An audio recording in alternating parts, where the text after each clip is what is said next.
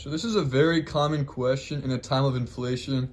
How do I figure out which grocery item is actually the best deal? This question is super common. You look across the store and you see big boxes, small boxes, fancy boxes, but which one's actually the best deal at the end of the day? Where should I spend my money? So there's a little trick that people knowledgeable in personal finance have that they're gatekeeping because it's saving them so much money.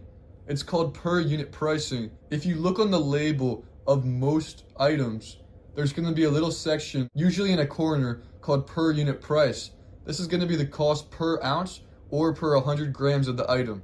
When you're comparing per unit price, you have to make sure that it's comparing the same unit. That's another way they can trick you, if they change the units when you're comparing it. So make sure you're comparing the same unit. Whichever one's cheaper per unit is the one you might want to consider buying. Despite this trick, some companies know about this and they go against it.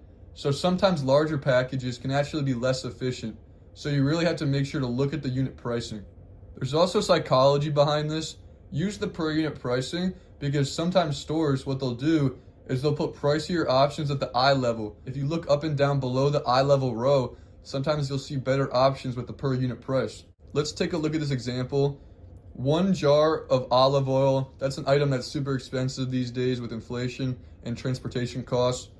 If you look at this item, there's a certain price. And on the other item, there's also a certain price from a different brand, from a different size potentially. Most people, they just go with the cheaper option. But if you look at the per unit price, one may actually give you more olive oil per unit.